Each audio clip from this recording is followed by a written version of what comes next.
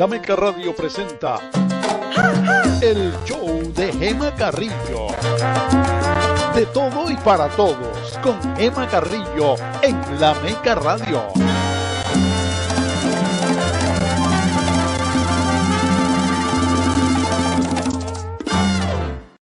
Hola, hola, buenas tardes. Bienvenido al show de la doctora Gema, que como todos los lunes les llega en vivo y a todo color a través de Facebook Live, aquí en La Meca Radio.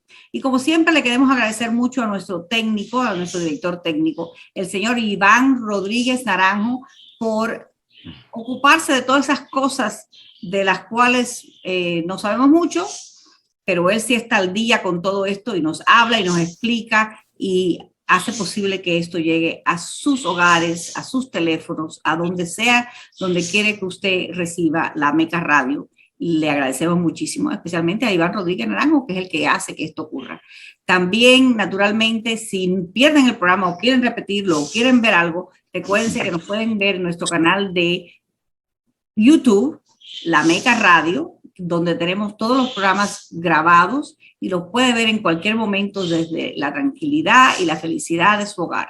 O también, como les dijimos, en el teléfono celular, donde usted quiera. Bueno, les diremos también que queremos darle muchas gracias a nuestros patrocinadores, sin los cuales no podría llegar esto a ustedes. Recuérdense que las escuelas públicas Miami-Dade son uno de los centros que nos ayudan y nos apoyan a llevarle esta información que es tan importante para todos nosotros en nuestra comunidad. Y también queremos dar las gracias a Liena Perdomo, dueña y propietaria de PA Public Adjusters. Sobre todo ahora que estamos en esta época de huracanes tan horribles, fíjense lo que ha pasado con Ida, que azotó a la parte de Luisiana, Mississippi, Alabama, todas esas partes por ahí. Y aparte de eso, el lugar donde dio directo el huracán, las partes del norte, del noreste del país, Pensilvania, Nueva York, New Jersey, Connecticut, toda esa parte que se ha visto tan afectada con lo que quedaba del huracán Ida. Si usted tiene algún problema en su hogar, ya sea una tubería, un techo, una ventana, algo, un salidero, por favor, llame a Liena Perdomo. Guarde el teléfono de Liena porque a lo mejor usted no tiene ese problema ahora, pero más adelante le ocurre algo y necesita llamar a un public adjuster, un ajustador público. Un public adjuster es la verdadera persona que le representa, no su seguro. Su seguro está en el negocio de hacer dinero. Ellos le van a decir que no hay nada mal con su casa, que no se preocupe, que siga pagando su prima y que para adelante. Pero si usted llama a Liena al 786-597-2410, le voy a repetir el teléfono, 786-597-2410, pues usted va a tener la posibilidad de poder hablar con ella, explicarle cuál es el problema. Ella va a venir a su casa, le va a ver cuál es el daño, le va a dar un estimado y le va a presentar todo al seguro. Usted no tiene que estarse preocupando de estar horas y horas en el teléfono hablando con el seguro y esperando a que le contesten o que no le contesten.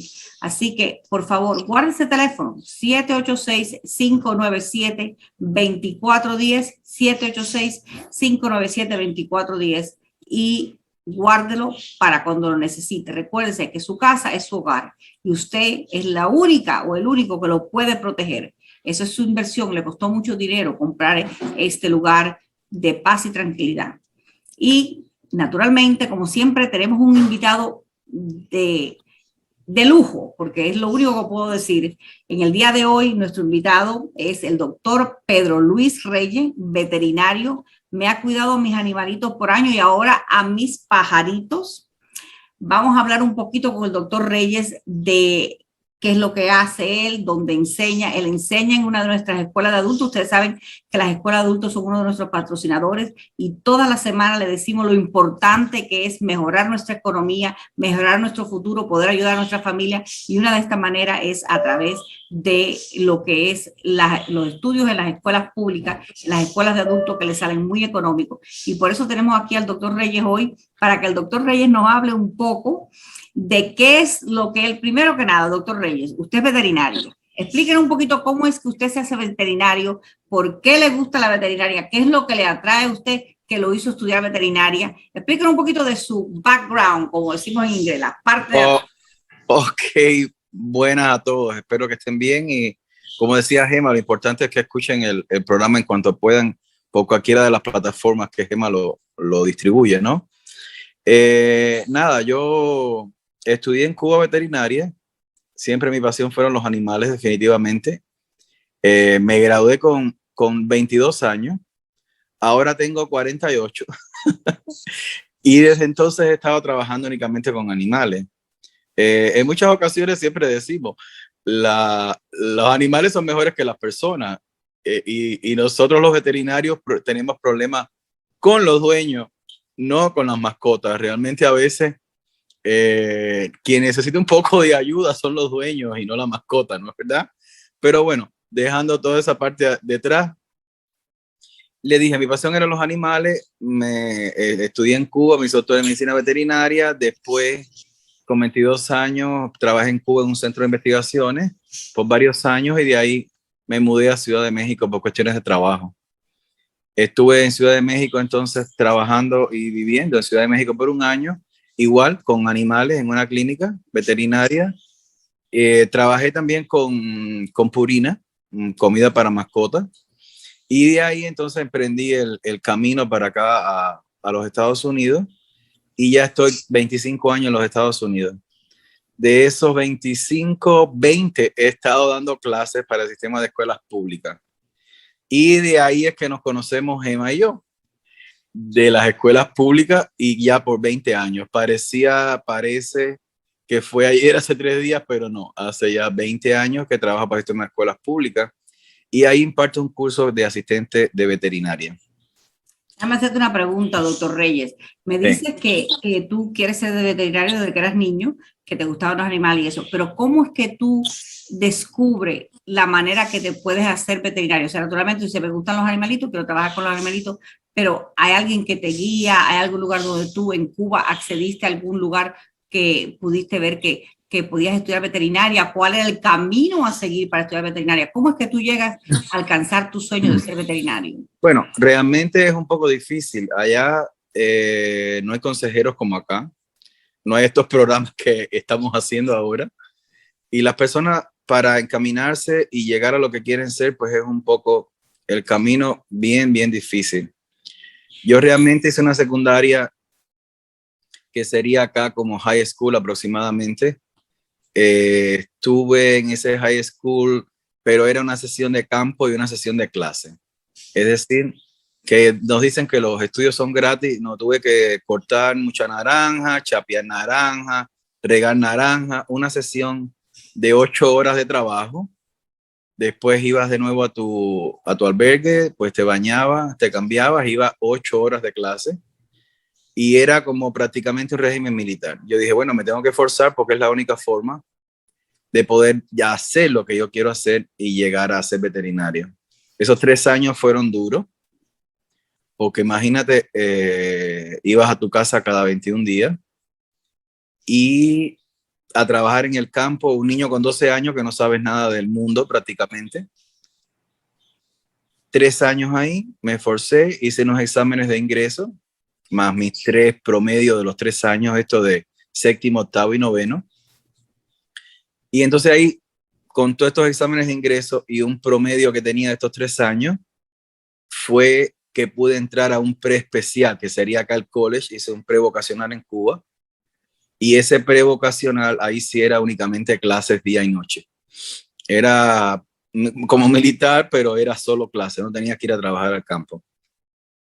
Después de esos 3 años ahí, si no tenías 95 puntos en todas las asignaturas, además de darnos lo que le daban a todo el mundo, pues te daban asignaturas especiales que tenían que ver con lo que tú decidías estudiar, referente todo con biología. Y además de eso te daban inglés, te daban ruso, 3 años de ruso obligatorio, de idioma ruso. Y nada, ahí me esforcé. Tenía un buen score, un buen promedio, como decimos, y entonces había que hacer unos exámenes de ingreso para la educación superior. Esos exámenes de ingreso, más el promedio de estos 3 años de era 10º, 11 y 12 grado, que era como el pre, pero era un pre especial vocacional. Ahí tú llenabas una serie después de, al final, tus exámenes, como te dije, de ingreso, el promedio de los 3 años. y supuestamente para el país entero pues bajaban algunas carreras, ¿no? Dentro de eso estaba veterinaria. Tú tenías 15 opciones. Yo puse de esas 15 opciones, puse pues bueno, veterinaria, biología pura y microbiología, solo eso. Porque lo que me interesaba era referente al mundo, tú sabes, de la ciencia y la biología. Pero mis compañeros me decían, llena todas esas aplicaciones con hasta el 15, con cualquier cosa, porque te vas a quedar sin estudiar. Porque esas carreras realmente eran muy poquitas y muy controladas. Pero bueno, por suerte y gracias a Dios. ¿Qué tú quieres decir antes? Quiero que me sigas hablando de eso, pero ¿qué es lo que quiere decir eso de que una carrera es muy poquita y muy controlada? Bueno, es que, por ejemplo, entonces, cuando te gradúas, realmente ahí y tú haces esos exámenes de ingreso, estamos hablando de veterinaria para el país entero, eran 15 plazas. O sea, en todo el país, 10 millones de habitantes. 11 billones. 11 billones. Vamos a decir que habría 100,000 o 200, ¿cuántos estudiantes universitarios habría? Podría haber más, ¿no? 1 o 2 millones de estudiantes. Tal vez más, exactamente, para ver el país entero. Tú tenías que entonces hacer esas aplicaciones. Te decían, bajo para el país, las plazas son 15 para veterinaria. En todo el país, solamente puede haber 15 veterinarios. Ajá, exacto, para ir a estudiar, para el cupo, exacto. Sí. Y entonces por ejemplo, yo pedí microbiología, eran 10 y 5 para biología pura. Y entonces, por eso mis compañeros me decían, te vas a quedar sin estudiar nada, porque son muy poquitas. Y es difícil realmente que te den alguna de esas plazas que hay. Entonces, nada, gracias a mi esfuerzo, gracias a Dios, como decimos siempre, y entonces, pues nada, me dieron medicina veterinaria, que era la opción que había pedido, y sin servicio militar, porque esa es la otra historia. ¿Qué es lo que quiere decir eso de servicio militar? Explícanos a las personas que no saben. El servicio militar en Cuba es obligatorio para los varones. Pero como mi promedio era muy bueno, mis exámenes de ingreso eran muy buenos, me dieron la carrera directo. Con ese directo es que no tienes que transitar antes por un año de servicio militar obligatorio. De todas formas, fue una sorpresa para mí. Yo entré, hice mi carrera, estuve los 5 años de universidad, pero para sorpresa mía, cuando me gradué de veterinaria, de los 5 años de universidad, ya yo era sargento o teniente, ni recuerdo. Pero nunca hice nada militar. Simplemente por el hecho de tú ser un profesional y de haber tenido una carrera de 5 años, ya te daban un grado militar. Por si acaso tenían que buscarte tú y ya estabas listo para ir a... Era algo muy raro, pero realmente yo cuando fui a salir de Cuba era muy problemático la situación. Y entonces ahí que me entero que yo era sargento, teniente y tenía que pedir un permiso militar, porque yo hasta ese momento no lo sabía. Y sí. te dieron tu permiso para poder salir de Cuba. Bueno, pero naturalmente en aquel momento cuando tú saliste para México, realmente saliste como por trabajo, o sea que... Salí por contrato de trabajo, pero de todas formas en ese momento había que pedir un permiso al gobierno para que te dejara subir o no. Sí. Y entonces ahí es que me entero, que les estoy diciendo que era militar, pero yo no lo sabía, porque realmente yo me gradué y mi carrera fue directo, yo no hice nada de servicio militar. Gracias a Dios, porque ese servicio militar en Cuba dicen que era una cosa terrible. Pero bueno, ahí estuve 5 años en universidad, me esforcé, se pasa mucha necesidad, se pasaron trabajo, falta de comida, una serie de cosas que es mejor ni recordarlas. Pero bueno, y ya después me hice veterinario, 5 años de universidad, y de ahí me enviaron a un centro de investigaciones a trabajar. Entonces estuve en el Centro Nacional de Episotología, Diagnóstico e Investigaciones trabajando, hasta que conseguí realmente, como decimos nosotros, un contrato para ir a Ciudad de México a trabajar. Y nada.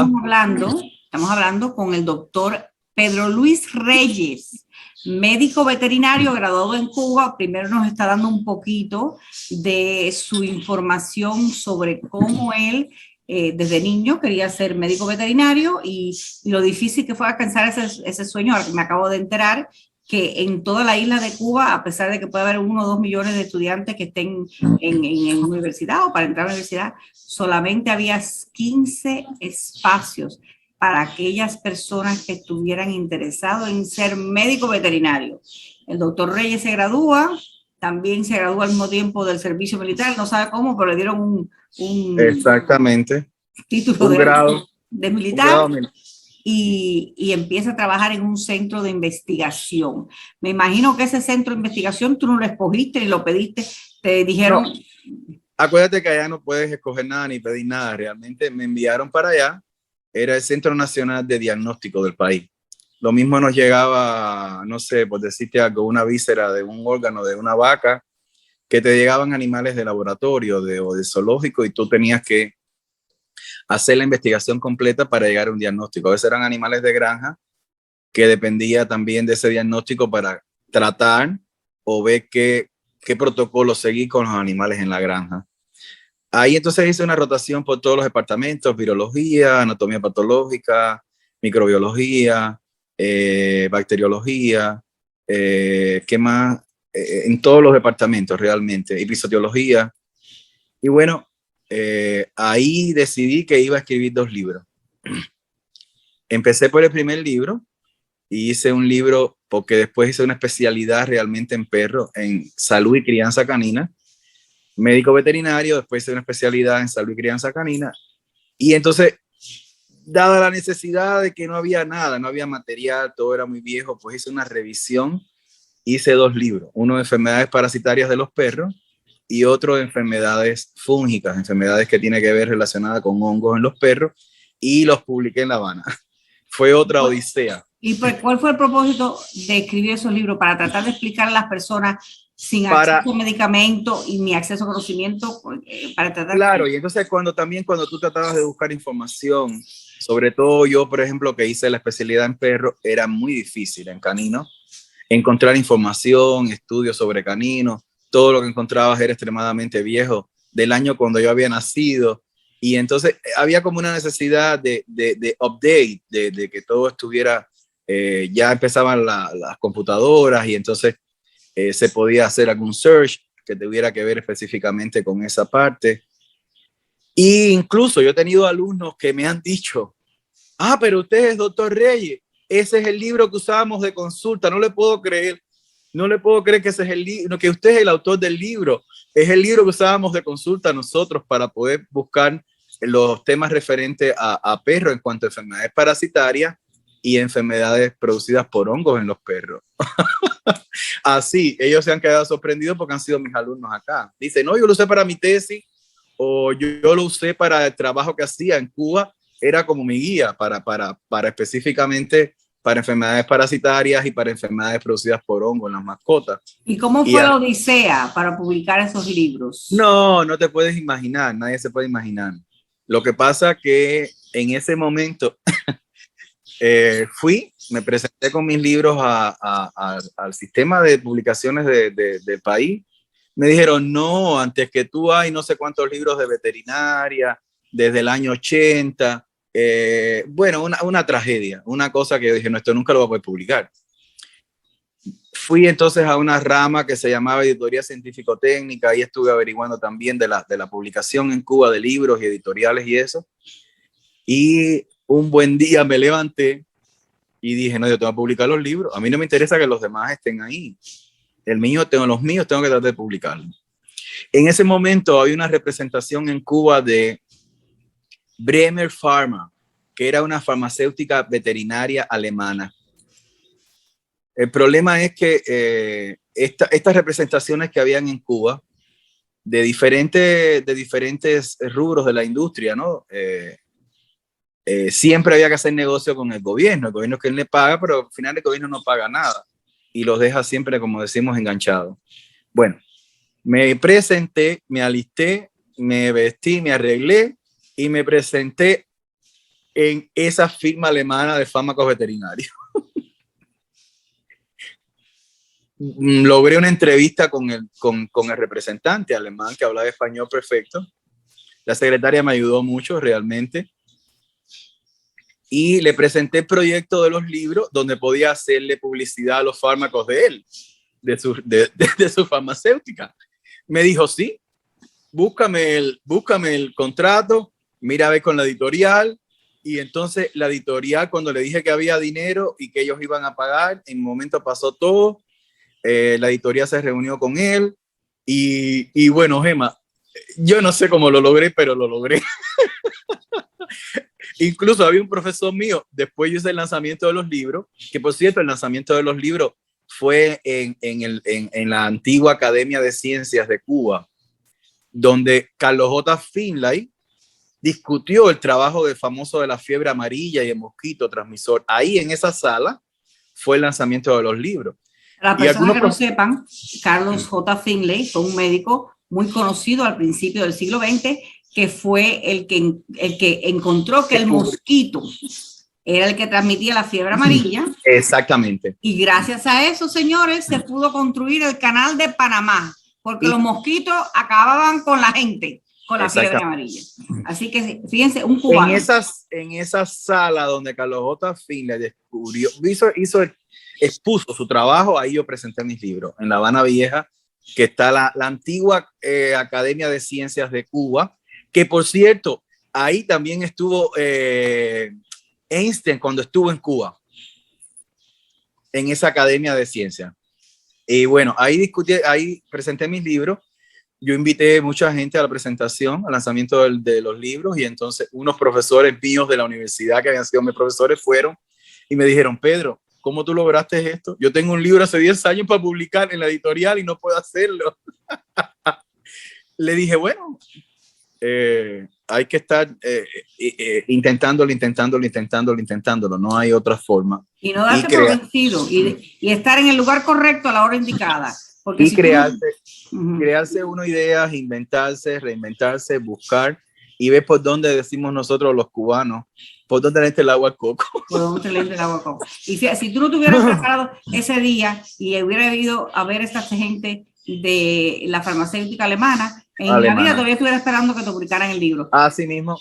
Te publican el libro. Y una pregunta muy importante, porque mira, nosotros en el Center, en los años 80, no me acuerdo el nombre del señor, después me acordaré dentro de un minuto, porque la mente está muy mala. Había un señor que era el que se preparaba a los estudiantes para las clases de GED, y el señor había escrito el libro de cálculos que se usa en todo el mundo. Wow. Imagínate, cuando venían la gente esta que se habían graduado de Cuba, enseguida que veían al señor lo reconocían. Pero el señor, como había escrito los libros en Cuba, en los años, él, cuando murió tenía como 95 años, te estoy hablando, él murió antes del año 2000, ya que había muerto en 98, 99, después me tengo que acordar, no sabía ni manejar, la esposa era el que lo traía todos los días al Inglés siempre para sus clases. Pero entonces el dinerito que él ganaba de esos libros, tú sabes que el gobierno cubano se quedó con él, porque él lo había publicado en Cuba en el año 40 y pico, el año 50. ¿Cómo tú enfrentas eso de lo que es la ganancia de los libros? Que tú sabes que uno no gana mucho, pero gana algo. ¿Cómo enfrentas tú eso de la ganancia de los libros habiéndolo publicado en Cuba? Gema, realmente yo no tuve ninguna ganancia de esos libros, ni nunca me dieron nada. La editorial científico-técnica me dio apenas a mí algunos ejemplares de las tiradas que hicieron de los libros. Ellos en el sistema de librerías de Cuba vendieron los libros. Yo hice la presentación con los pocos libros que me habían dado a la editorial científico-técnica y yo realmente no supe nada más de mis libros, ni nunca he recibido un centavo por eso. Yo dije, bueno, no importa, es cosa de mi satisfacción personal y haberlo logrado, pero nunca me dieron nada de dinero, ni nunca percibí ni un centavo. Tuve gastos incluso yo, porque tenía que ir a la editorial, tenía que reunirme con los correctores de estilo y no, eso no es así, yo quiero que sea así, los diseñadores de la portada, pero realmente nunca percibí ni un dólar, ni un centavo, ni un peso, ni un nada por la publicación de los 2 libros. Sí, supe de los libros porque, como te dije, tuve una estudiante que me dijo, no, usted, doctor Rey, esos son los libros que usamos de referencia para algunas tesis y para trabajar, pero no percibí nada de dinero, nada. Después Bremer Pharma, como el gobierno cubano no le pagaba, por supuesto, tenía no sé cuántos millones de deuda con la farmacéutica, la representación se fue de La Habana, y porque tenían mucho gasto, renta de oficina, los teléfonos, todo lo que conlleva una representación, ¿no? Legal, y como no les pagaban, tenían millones de deuda. El Ministerio de Agricultura, que es parte del gobierno, que es con quien ellos podían hacer negocio directamente, le debía millones de dólares, y entonces pues nada, ellos decidieron irse y No supe más tampoco de ello. Sé que todavía la farmacéutica existe, que es de productos veterinarios, pero ya no tiene representación en Cuba. Entonces eso fue más o menos la historia de la odisea de los libros. Pero lo logré, que era lo más importante, y fue mi satisfacción personal. No, y la influencia que estás teniendo aún años después con todos estos estudiantes que tú dices y personas en el campo de la veterinaria que no tienen acceso a medicinas, que no tienen acceso a ningún tipo de enseñanza. De referencias además, sí. Me imagino que ese libro se le podría hacer una actualización con las últimas cosas de los últimos 20 o 30 años. Sería bueno tratar de ver si eso. Estamos hablando con el doctor Pedro Luis Reyes, médico veterinario, que vive aquí en la ciudad de Miami y no hemos hablado de lo que está haciendo actualmente porque estamos caminando despacito a través de sus 48 años de vida. Como dice él, tengo 48 años. Pero vamos a hablar un poquito con el doctor Reyes, vamos a hablar de todas esas cosas que él hacía. Entonces, se gradúa de la universidad como médico en veterinaria y le asignan a un centro de investigación.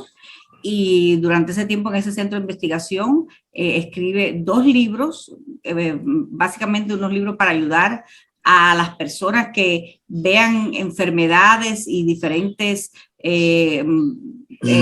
cosas comunes, más bien caninos en los perros, ¿no? Exacto. Para que puedan actuar y se le presenta la oportunidad de ir a México en otro trabajo. ¿Cómo es que se te presenta eso?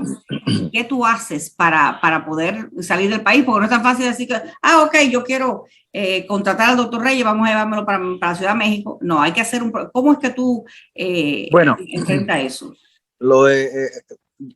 Resolví, como hablamos nosotros en buen cubano, un contrato de trabajo para ir a Ciudad de México, ¿no? Como un contrato de trabajo, pues por supuesto es a trabajar. Era con Purina realmente, era alimentos para mascota. En ese momento, la planta más moderna del mundo de alimentos para mascota la acababa de hacer Purina en México. Purina en Nestlé estaba comprando a Purina, es lo más grande que hay de alimentos en el mundo, Nestlé. También compraba esa parte de alimentos de animales, conseguí el contrato de trabajo. Fui a mi visado, me avisaron, fui avisado a la embajada mexicana, que era una odisea igual en La Habana. Eran unas colas de madrugada por días y por días para poder entrar a la embajada mexicana. Yo llevo $35, me acuerdo, cuando al final pude entrar. Te hacen llenar unas aplicaciones. Me dijeron, no, señor, su visa no es de turista, su visa es con un FM3, que en ese momento se llamaba, que era un permiso para trabajar y de entradas y salidas múltiples de México. No tenía el dinero, tuve que decir, ay, por favor, déjenme salir y buscar la parte que quedó, porque eran $150 lo que tenía que pagar. No eran 35, eran 150. No eran 35, eran 150. Y no es como que uno vale a ATM a sacar los $150. No, ni soñarlo. Tienes que ir a tu casa, inventar, cambiar dinero. Bueno, lo logré, fui. Y definitivamente me dieron el visado, me visaron y después empezó otro odisea peor. México me daba 3 meses para pisar territorio mexicano, si no perdía la visa. Tenía que en esos 3 meses vencer toda la historia del permiso de salida de Cuba en ese momento. Tenía que tener un permiso militar, como les dije anteriormente, porque yo no sabía hasta ese momento que era teniente o si sargento, no sé qué grado no tenía. Y empecé con toda esa lucha en el trabajo, que me dieran la autorización, donde trabajaba en el centro de investigaciones, que no manejaba nada plus ultra, ¿no? Que no tenía ninguna información pues importante. Después el ministro de la Agricultura tenía que dar permiso, los militares, una historia que era como una utopía, una película de ciencia ficción, tratando de vencer todo eso para que el gobierno te diera el permiso de salida de Cuba, que tenía que además llegarte por correo regular. El permiso nunca llegó, porque definitivamente vencí todo, pero no me lo iban a dar, no me iban a autorizar a salir del país porque era veterinario. y una serie de cosas. Bueno, hablando y hablando y hablando, alguien que conocía, desconocido, y me dijo, ¿ves a ver a alguien? Fui a ver a esa persona me dijo, fui a ver a otra persona, y esa persona me dijo, vete a migración tal día, tal hora, que te toca, porque migración era regional allá, por los municipios, y entonces la que me tocaba a mí estaba cerca de Copelia de La Habana. Ahí era Centro Habana, La Habana Vieja, Plaza, eran varios municipios. Aquello era una manifestación de gente afuera, siempre de personas. Ese día fui, le dije, no, voy a venir a pasar, fui a ver a esa persona, y entonces esa persona me dijo, a ver, tu pasaporte, y agarró así de una gaveta y abrió, buscó en la computadora y me dijo, el permiso no te lo iban a dar, no ibas a poder salir nunca. Pero bueno, como vienes por mediación de fulano y mengano y esperancejo, como decimos nosotros, y este y el otro, sacó así de la gaveta la famosa tarjeta blanca que decían en Cuba, que era el permiso de salir de Cuba, cogió mi pasaporte, lo llenó y me lo dio, y dijo, estás autorizado para salir. Me quedaban 3 días para poder, 3 días de esos 3 meses. De los 3 meses que te dieron, te quedaban 3 días. México, 3 días. Si tú no resolvías en ese momento, tenía que volver a empezar del cero. Perdía todo, exacto. Entonces fui, saqué el boleto y entré prácticamente un día antes de que se venciera la que tenía que yo estar en territorio mexicano, si no se vencía mi visa. Y bueno, pero nada, ahí lo logré y estuve en México entonces trabajando con Purina, trabajé en una clínica veterinaria, preparándome para como realmente se vive en el mundo entero, no como en Cuba, que en Cuba se vive en una burbuja, en un sistema que es totalmente, que no existe en ninguna parte. En todas partes hay que trabajar, esforzarse, pagar renta, y todos los utilities que sabemos todos, ¿no? Y ya México fue básicamente la escuela, le diría yo, para uno prepararse al mundo, a enfrentarse al mundo como se vive en el mundo, ¿no? En Hong Kong, en Madagascar, en España. A la realidad de la vida. Exacto. La realidad, no esa burbuja diabólica, es la burbuja, no es una burbuja placentera, ¿no? Es una burbuja diabólica realmente en la que se vive en Cuba. Y entonces México fue realmente mi escuela en cuanto a eso, para la preparación de cómo se vive en el mundo real. Vamos a hacer una pequeña pausa y vamos a seguir hablando con el doctor Pedro Luis Reyes, médico veterinario, que vive aquí en nuestra ciudad de Miami y nos va a seguir explicando dónde que él está hoy en día. Enseguida regresamos. Muchas personas dicen, mi hogar es mi castillo. No importa si es un efficiency, es una mansión de 25 habitaciones con piscina. Y es verdad que nuestro hogar es un castillo, porque es el lugar donde buscamos descansar y pasarla bien y separarnos de todo lo demás. Por eso, si alguna vez tiene algún problema como salideros, si hay un fuego, si tienes daño por un huracán, o a lo mejor tiene algún problema de plomería, recuerde que deben llamar a Preferred Adjusting Services, que ellos le van a ayudar. Pueden llamar al 786-597-2410. Liena, ¿no es verdad? Es correcto, nos pueden llamar al 786-597-2410 y lo podemos ayudar con salideros de agua, con tupiciones, con daños por causa del huracán, fuegos, vandalismo, moho, cualquier daño que tenga su propiedad. Lo primero que tiene que hacer es llamarnos al 786-597-2410. Hola, regresamos aquí al show de la doctora Gema con nuestro invitado especial de hoy. Estamos hablando con el doctor Pedro Luis Reyes, médico veterinario de aquí en la ciudad de Miami. En realidad vive en Miami Beach, en la playa.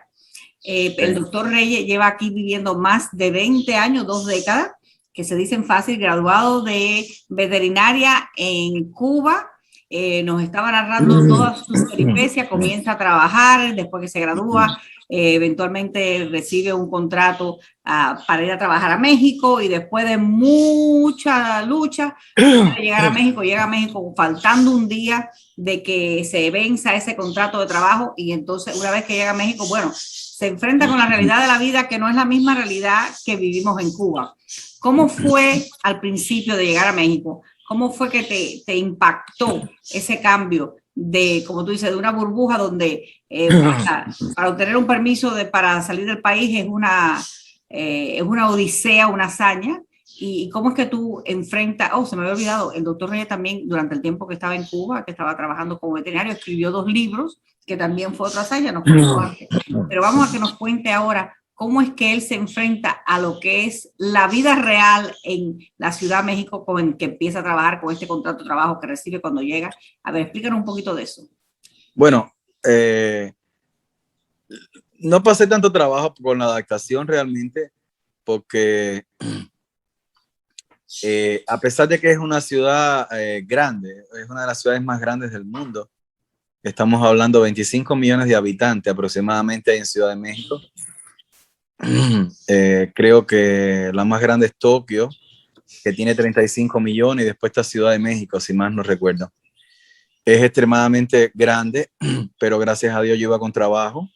Y entonces ya empieza la historia de, bueno, tienes que buscar dónde rentarte y tienes que empezar a hacer tu vida. Y bueno, me fui adaptando y como un mexicano más, agarraba el metro, me iba a mi trabajo, iba súper, pagaba la renta cuando había que pagarla. En Cuba no se pagaba renta, la electricidad y bueno, todo esto. Y fui, realmente trabajaba 6 días y descansaba solo el domingo. Pero bueno, gracias a Dios tenía trabajo, que era lo importante, estaba saludable. Y cuando tenía tiempo, pues esos domingos estaba en el centro de la ciudad, iba a los museos y me adapté bastante bien. Yo podía entrar y salir de México porque mi permiso para trabajar me lo permitía. Por supuesto, si regresaba a Cuba, tenía que volver a pasar una odisea para salir. Nunca más fui a Cuba.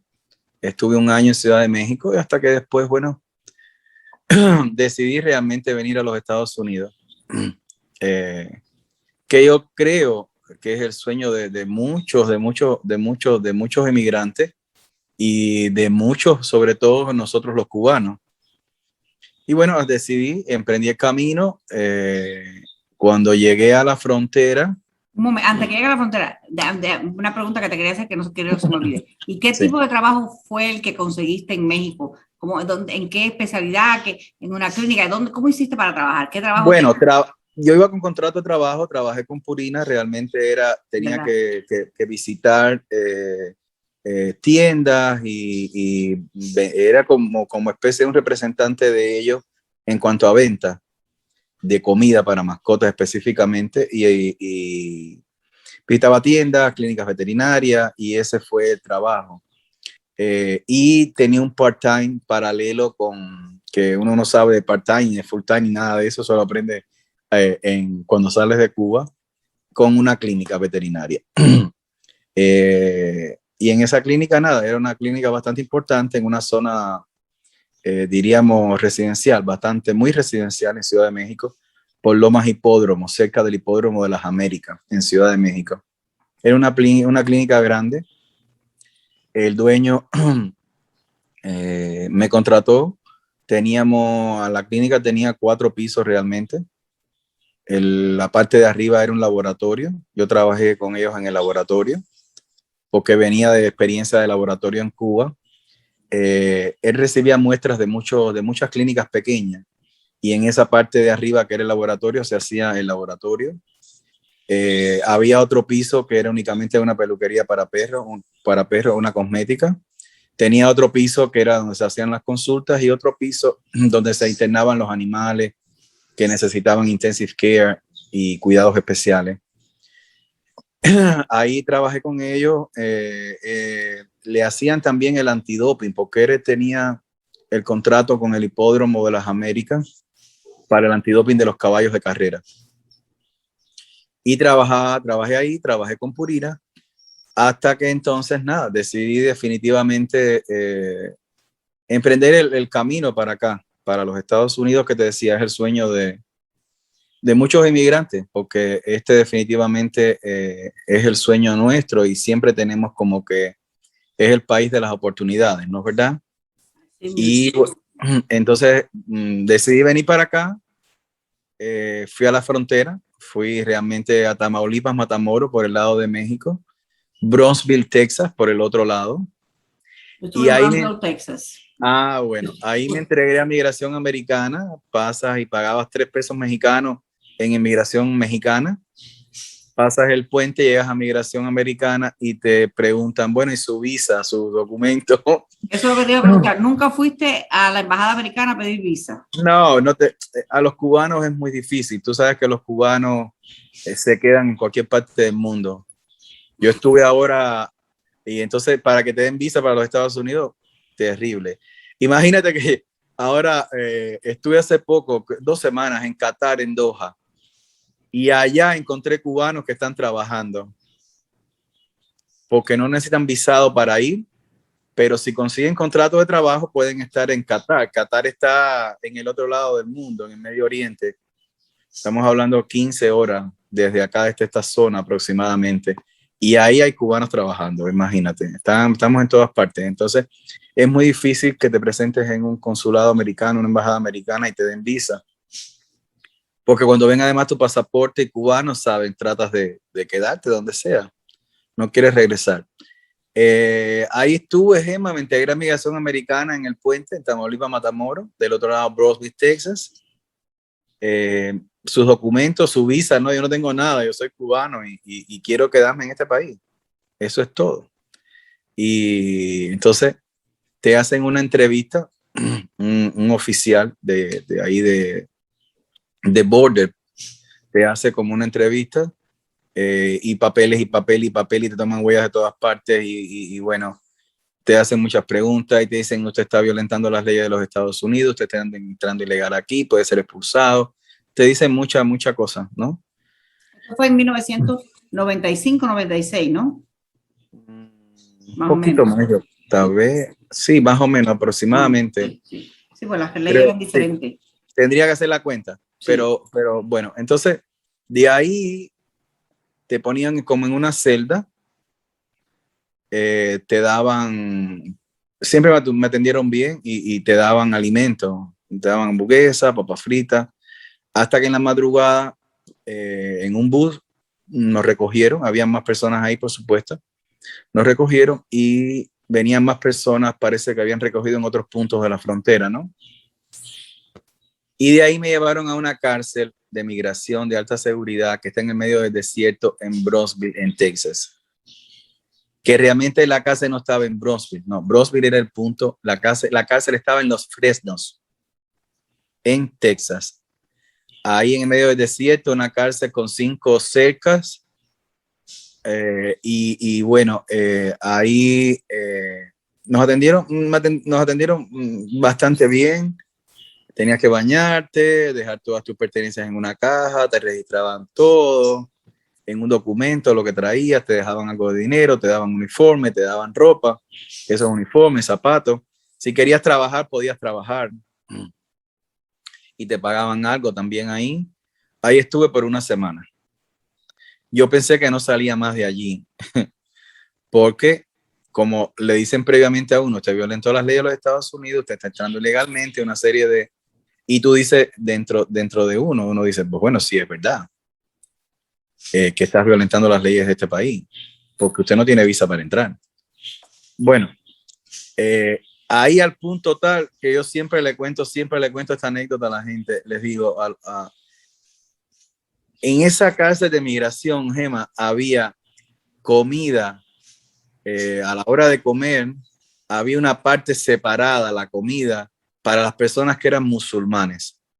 Una cosa impresionante. No comen carne, que no comen... Como no comen carne de puerco, discúlpame. Sí. Hasta en ese tenían cuidado, en el centro de detención de inmigración. Porque en ese momento también estaba mucho problema con Afganistán y la guerra de Afganistán empezaba hace 20 años atrás. Sí. Y había gente del Medio Oriente ahí. Y entonces había en la parte del comedor para las personas musulmanas, había comida diferente al resto de las otras, por decirlo, de religiones o personas de otros países que comían otras cosas. Nosotros comemos cualquier cosa.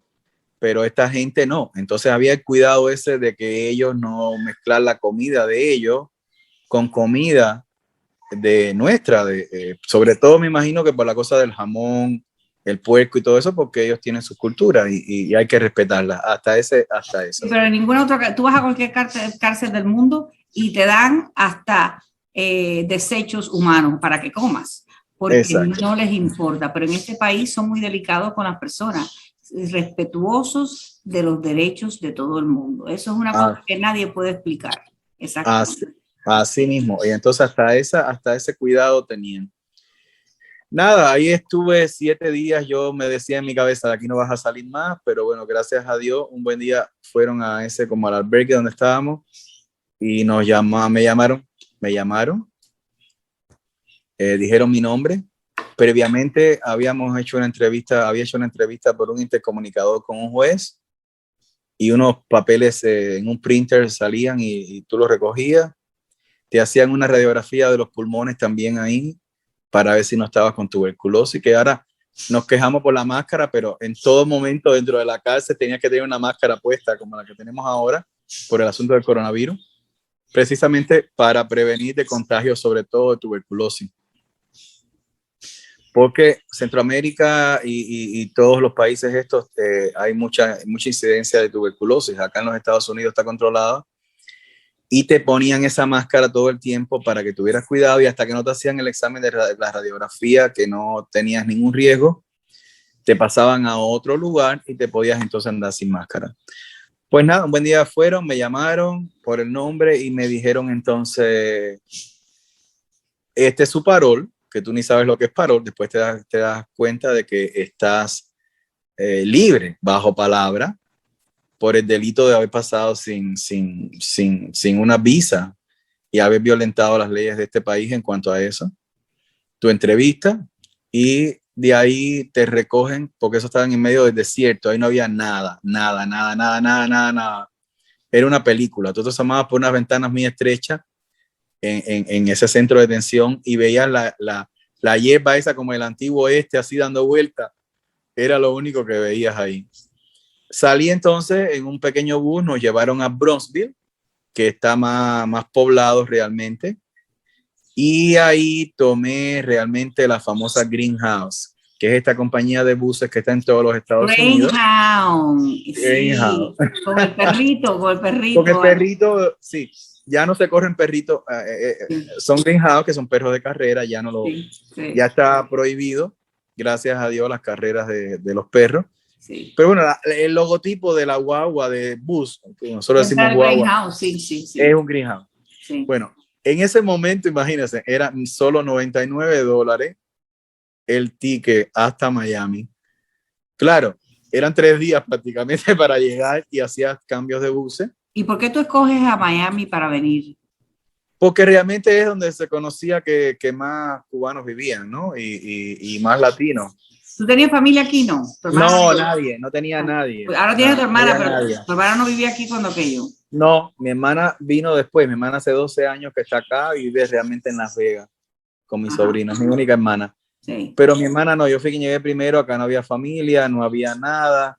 Vine a Miami, entonces llegué 3 días de la Greenhouse y llamé a una conocida. Y esa conocida fue y me recogió. Pero realmente esa conocida, ella vive acá todavía en Miami Beach, por eso fue que yo vine a Miami Beach a vivir. Me renté en un hotelito de mala muerte, quiero decir que costaba muy poco, y entonces ahí en ese hotelito yo vivía ahí hasta que conseguí trabajo. A los 5 días de llegar acá, iba a su casa y comía de esta conocida, que le estoy muy agradecido, por supuesto. Y nada, conseguí un trabajo ahí sin documentos todavía.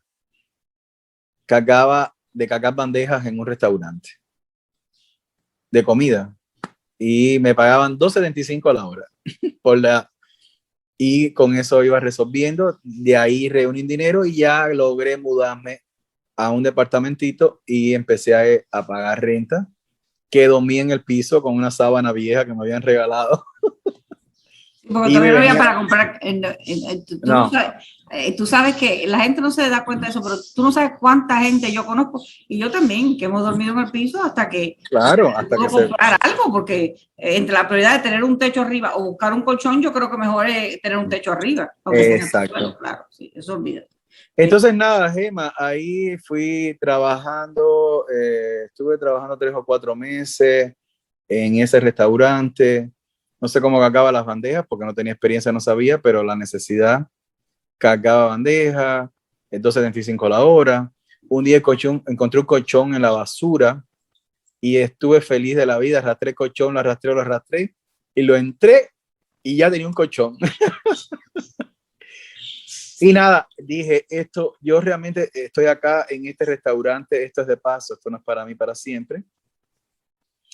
Me preparé entonces mi currículum y en esos tiempos que no tenía transporte, no tenía nada, solo eran guaguas que andaba en buses, pues me fui a un centro de estos como FedEx y busqué en la guía telefónica un poco de clínicas veterinarias y faxié mi resumen.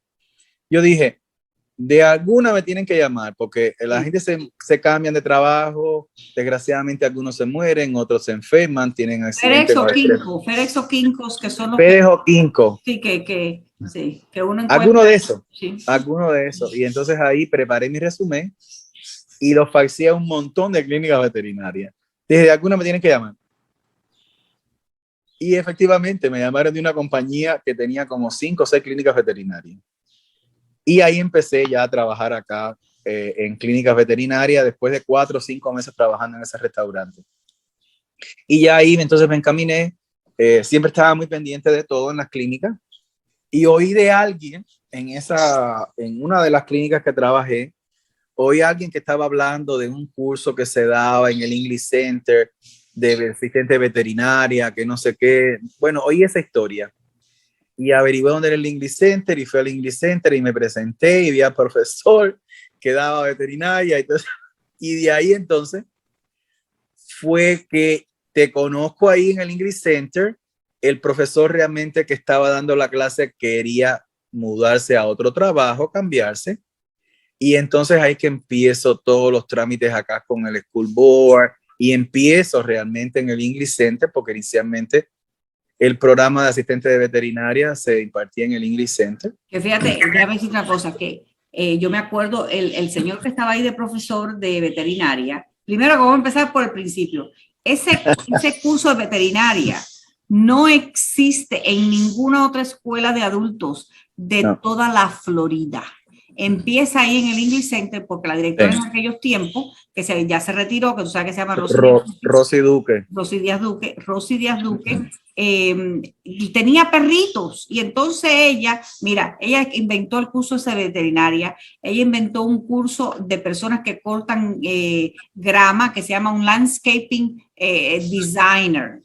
Inventó un curso, que yo me erizo cuando hablo de eso, porque es que la gente no puede creer todas las cosas que Rosy hizo. Inventó un curso de operador de 911. ¿Por qué? Porque todavía hoy en día hay una necesidad tan grande de operadores de emergencia que no se sabe. O sea, que ella todas esas cosas las inventó porque ella iba a diferentes cosas de la comunidad, del condado. Las necesidades de la comunidad, exacto. Y por eso es que ella hace lo de veterinaria, porque ella dice, esto es una manera rápida de que las personas puedan recibir una preparación.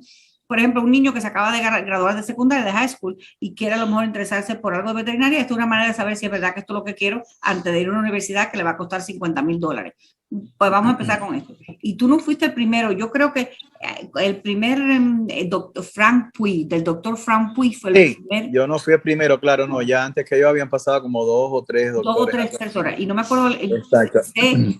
Me acuerdo la cara del que estuvo antes que tú, que fue el que tú reemplazaste, que era un médico veterinario que trabajaba en una clínica en Miami Beach, en Collins y la 80 y pico. Yo me acuerdo, y entonces él quería irse porque él quería expandir las horas de la clínica y las clases de veterinaria empezaban muy tempranito, como a las 5:30. A las 5. Y tenía que venir de Miami Beach. Entonces tú vienes al English Center, te presentan al profesor, te entrevistas con la directora, me imagino todas esas cosas. ¿Qué pasa? A ver, ¿qué pasa después? Nada, me fui con el profesor al aula, me vi con el profesor, me dijo, sí, yo estoy tratando, me entrevisté con Rosy, Rosy, entonces, y tú estabas en ese momento ahí también, creo, de assistant principal o algo así. Y entonces tú fuiste, como hicimos la química, y tú fuiste realmente quien más me ayudó. Ya Rosy dio el ok, y tú me ayudaste, me ayudaste y me encaminaste con el asunto de cómo había que hacer la licencia, los documentos y todo eso, y estabas pendiente de mí y me ayudaste. Entonces, como has ayudado a miles y miles. Sí, porque las personas se creen esto del sistema escolar.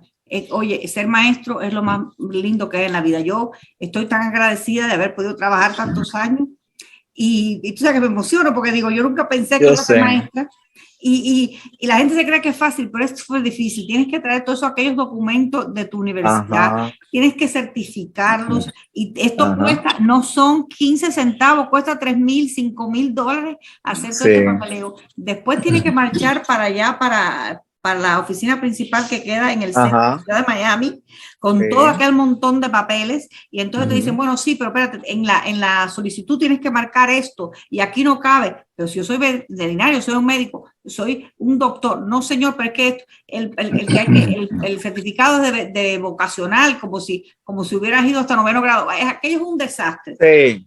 Pero no, y una entrevista también allá en el School Board, en el edificio central, que te ponían, me acuerdo que me pusieron también, eran unos temas como que te daban libre, tú tenías que hacer un essay y sobre ese essay después ir con un señor totalmente americano y te hacía preguntas y todo eso, y entonces para poderte dar definitivamente la acreditación.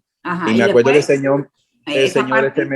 señor me dijo, era lo que me pusieron el essay era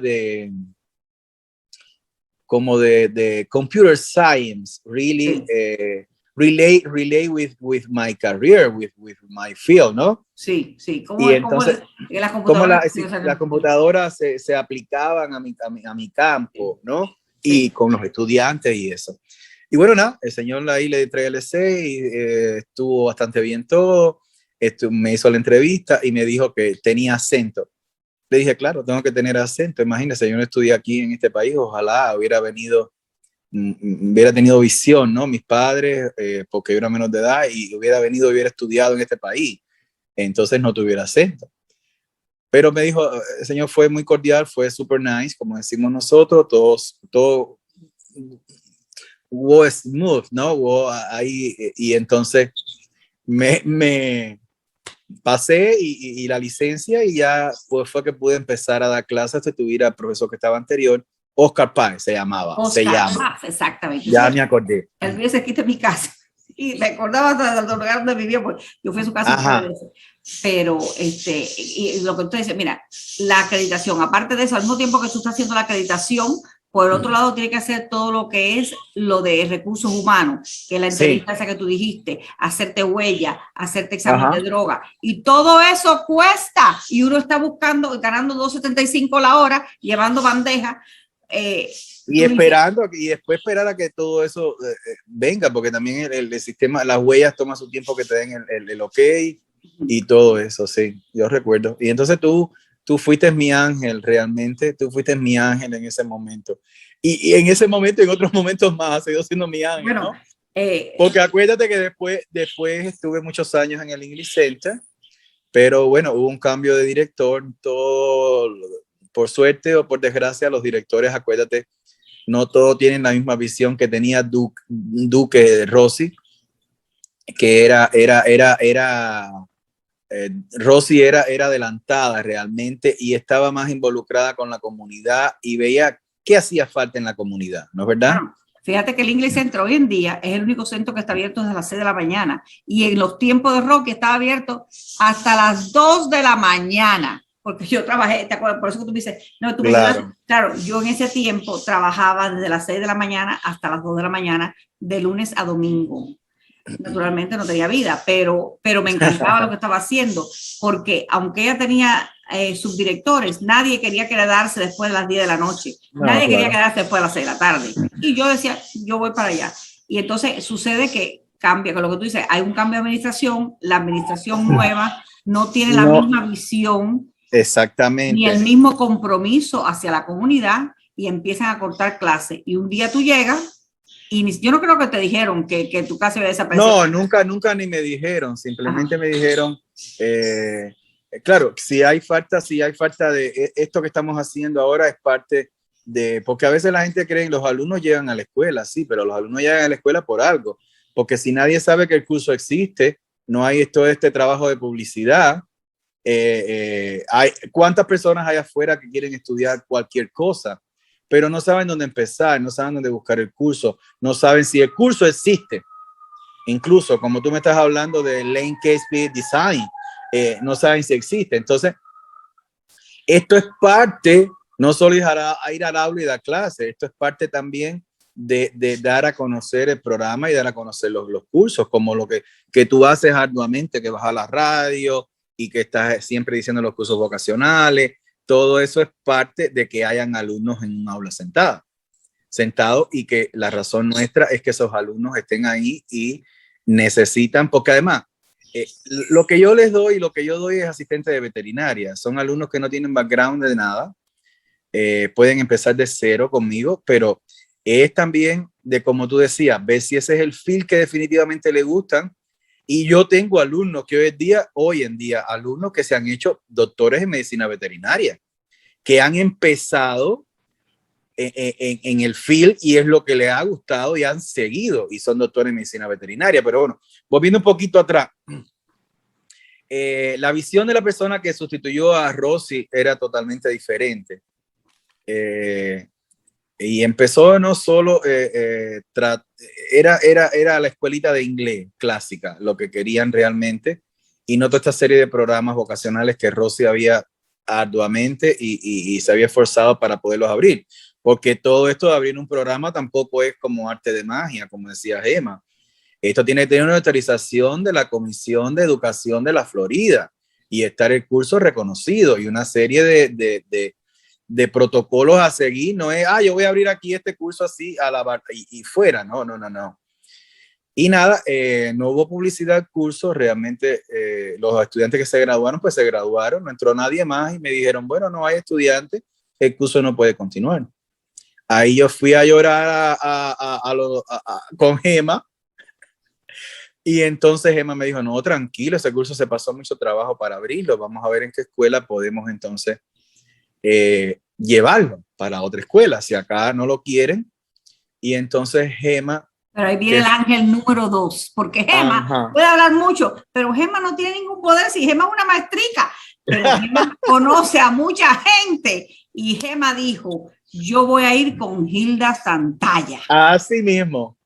Y Hilda Santalla, que es la directora... Dijo, claro, como Hilda Santalla, que tenía un perrito, y le gustaban mucho los animales, dijo, claro, se interesó el curso. Ella me dijo, yo me acuerdo todavía cuando yo voy y le digo, mi Santalla, por favor, necesito ayuda. El programa de veterinario que ayuda tanto a esta comunidad, mire, donde quiera que yo veo un carrito de gente que pela perros, de gente que sabe que ayuda en las oficinas de veterinario, de gente que se han buscado su trabajito y su futuro. Mire que me han cerrado el curso en el English Center. Dice ella, ay, no. Yo tengo que resolver esto porque a mí mucho me gustan los animalitos. Y esta señora fue y habló con el que era jefe superintendente en ese momento, que se llamaba Robert Gorton. Ajá. Y Robert Gorton le dijo, sí señor, lo vamos a hacer, pero para cambiarlo hay que pedirle un permiso, como tú dijiste, a la Comisión de Educación de la Florida, hay que decirle por qué lo estamos mudando, hay que buscar un profesor, el profesor lo tenemos, hay que presentar los documentos que están alineados para ver lo que se va a enseñar, porque eso no es lo que voy a enseñar y empezar a cantar. No, hay que tener documentación escrita y efectivamente, cuéntanos entonces qué sucedió.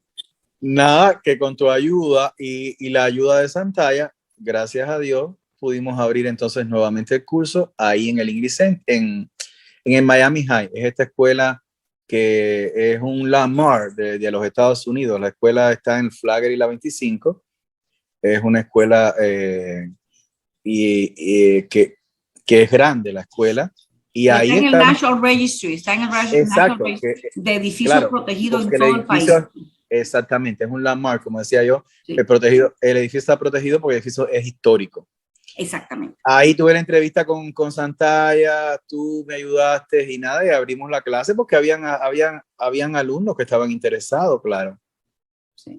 Y entonces abrimos la clase y ahí estoy en Miami High, Miami Senior Adult realmente, porque es en la parte de la tarde-noche que damos clase.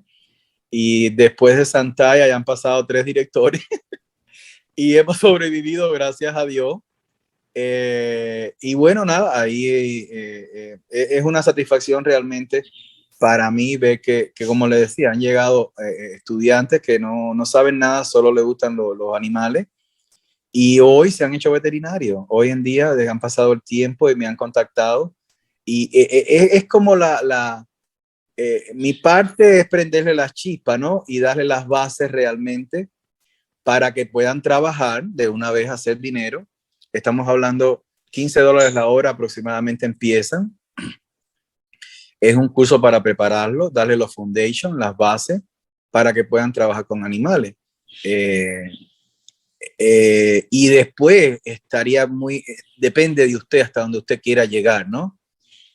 Pero es prender esa chispa en usted para que llegue hasta donde usted quiera llegar. Como alumnos le estoy diciendo que tengo que estar en el servicio de animales trabajando, que ya ganan $25, $28 la hora, y muchos que han llegado a lograr de ser veterinario, porque además parte después de la entrevista, cuando le hacen a usted la entrevista para entrar a una universidad para estudiar veterinaria, es que usted ha tenido background de haber trabajado con animales y que está en el field por un tiempo, con anterioridad. No es que, no, yo quiero estudiar esto porque da dinero o porque es lo que me gusta. No.